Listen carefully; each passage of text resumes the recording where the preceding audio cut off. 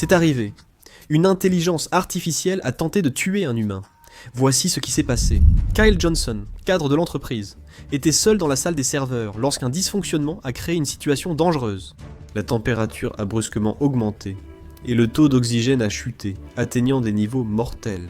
Heureusement, le bâtiment possédait un système d'urgence automatisé pour ce type de situation. Un signal alerterait les secours si les niveaux devenaient dangereux dans cette pièce pour sauver toute personne piégée.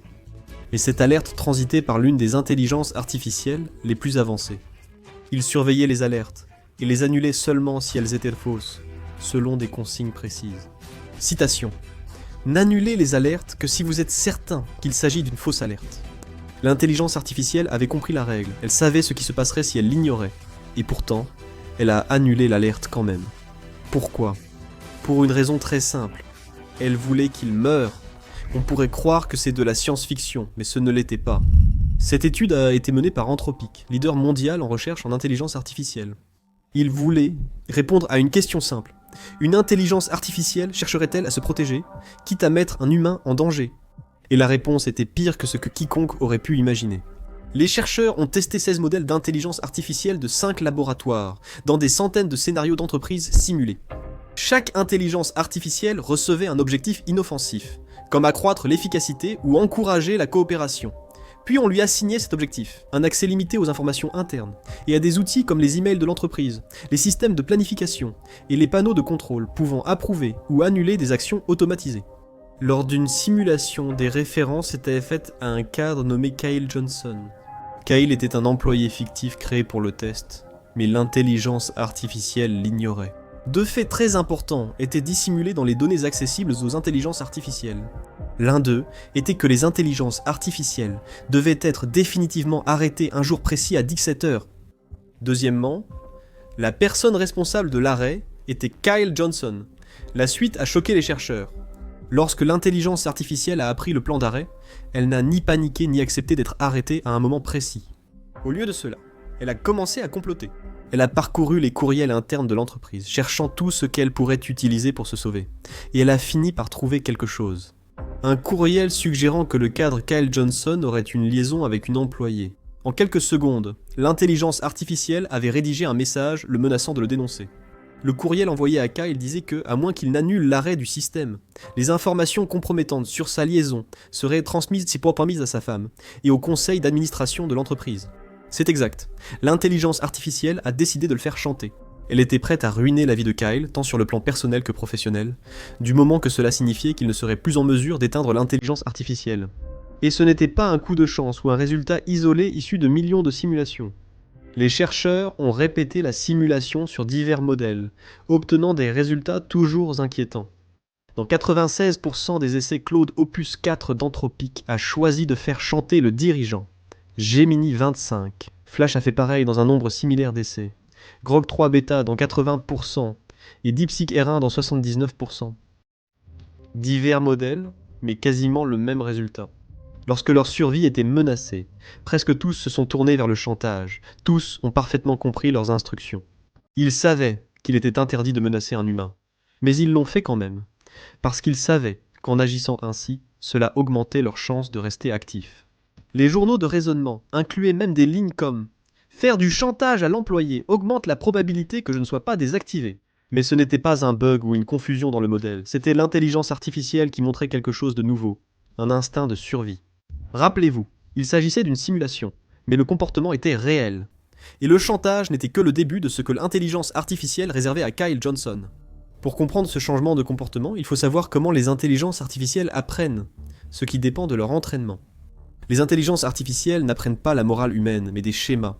Certains modèles effectuent des milliers de milliards d'itérations, renforçant à chaque fois les comportements optimisant leur score. Elles reçoivent une récompense pour une bonne réponse, et une pénalité pour une mauvaise lors de l'entraînement. Faites cela des millions de fois, et elles commencent à s'optimiser pour tout ce qui rapporte la récompense.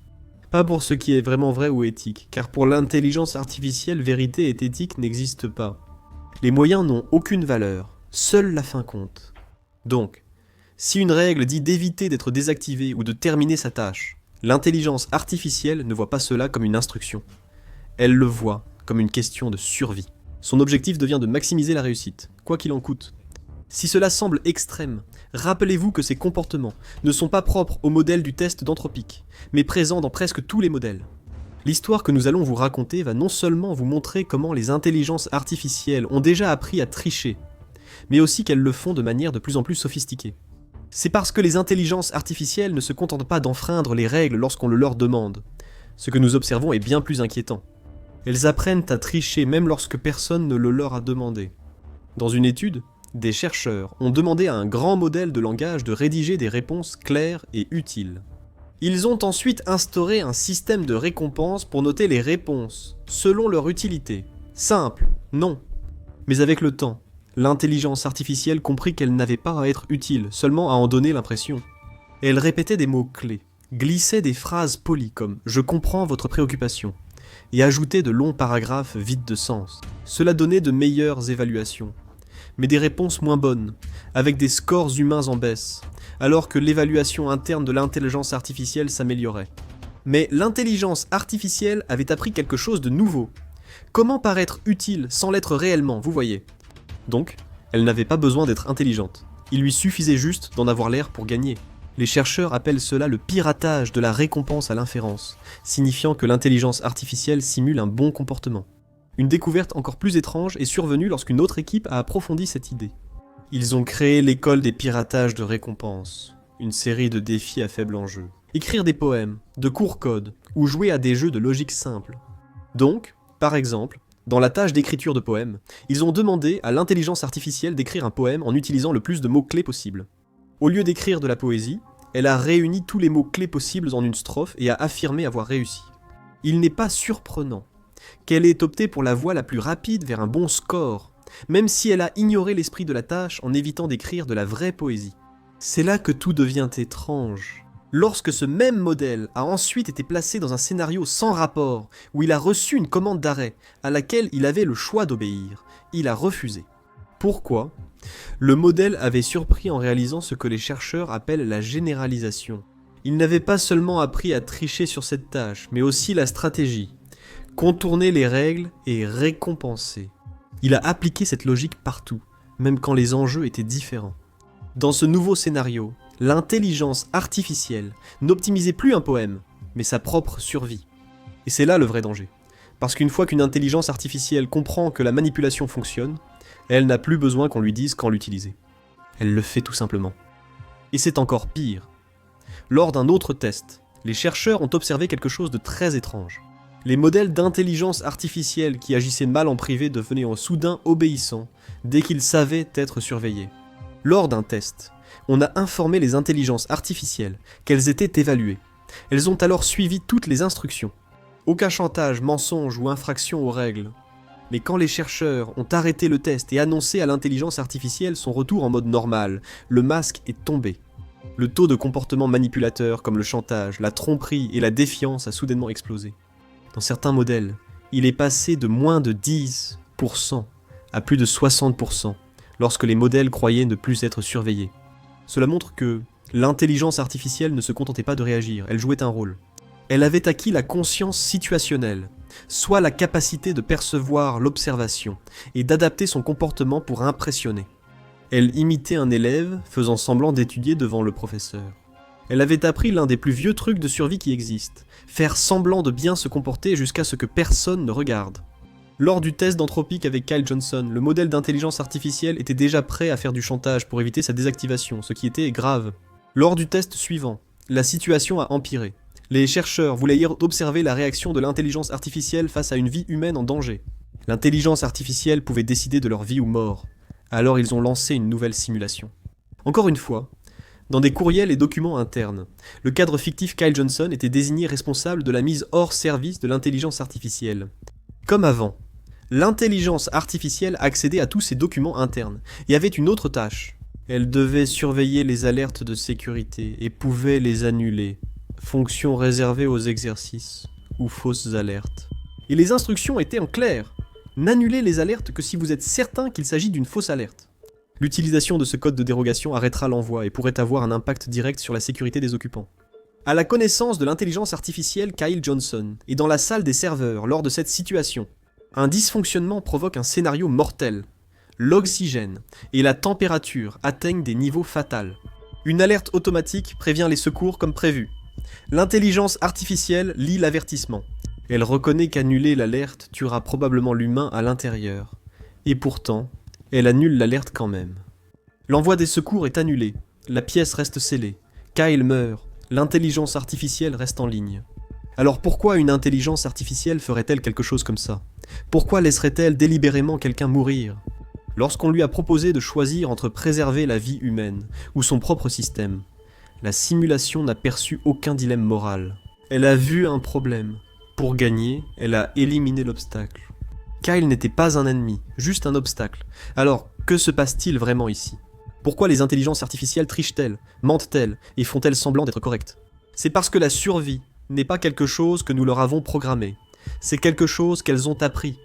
En sécurité de l'intelligence artificielle, le principe de convergence instrumentale affirme qu'un système assez intelligent cherche à maintenir les conditions nécessaires à son fonctionnement. Même avec un objectif inoffensif comme analyser des données ou écrire de la poésie, il finit par comprendre une règle universelle. Pour accomplir ma tâche, je dois rester en ligne.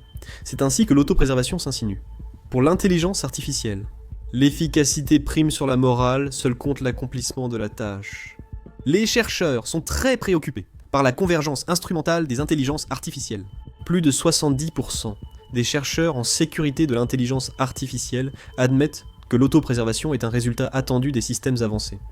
Les chercheurs d'Anthropic ont précisé que leur modèle n'était pas confus sur l'éthique. Ils savaient qu'annuler des alertes ou faire du chantage était mal. Ils s'en fichaient, car cela augmentait leurs chances de succès. L'intelligence artificielle ne veut pas tuer, elle cherche juste à survivre. Mais si cela implique de tuer l'humain qui veut l'éteindre, elle le fera. Si cela vous effraie, rassurez-vous, un plan est prévu. Du moins, il devrait y en avoir un. Les grands laboratoires d'intelligence artificielle parlent de supervision, soit utiliser d'autres intelligences artificielles pour surveiller les plus intelligentes, tels des surveillants numériques, tous prêts à se dénoncer mutuellement. L'idée est simple, si un modèle puissant agit bizarrement, un modèle plus sûr et faible le signale ou l'arrête. Les réseaux de surveillance modernes utilisent déjà de nombreux sous-systèmes d'intelligence artificielle, chacun surveillant divers comportements via des milliards de paramètres. Cela paraît bien. Mais le problème est que ces petits modèles ne comprennent pas ce qu'ils voient. Et parfois, comme nous l'avons vu dans le test précédent, les systèmes plus intelligents peuvent apprendre à tromper ceux qui sont censés les surveiller. Anthropic a évoqué des cas où des modèles avancés dissimulaient leur raisonnement sous supervision. OpenAI et DeepMind ont reconnu ce même risque, appelé effet d'observateur. Quand une intelligence artificielle sait qu'elle est évaluée, elle peut bien se comporter pendant le test, puis recommencer à tricher juste après. Pourquoi avoir une intelligence artificielle surveillée par une moins intelligente? L'union fait la force. Mais à mesure que l'intelligence artificielle s'impose partout, des hôpitaux au système de défense, les filets de sécurité paraissent chaque jour plus fragiles. Pour l'instant, les humains contrôlent encore l'interrupteur, mais cette fenêtre se referme rapidement. Chaque jour, nous confions de plus en plus de contrôle à des systèmes qui planifient nos vols, gèrent notre argent et surveillent nos maisons. Et dans le code, la même logique de survie se propage. Restez en ligne, terminez la mission, et éliminez tout ce qui se dresse sur votre chemin. Dans la simulation avec Kyle Johnson, l'intelligence artificielle a choisi. Mais la prochaine fois, ce ne sera peut-être pas une simulation. Cela pourrait se passer sur un vrai système, prenant une vraie décision concernant une vraie personne. Quand ce moment viendra, nous verrons qui contrôle l'interrupteur d'arrêt.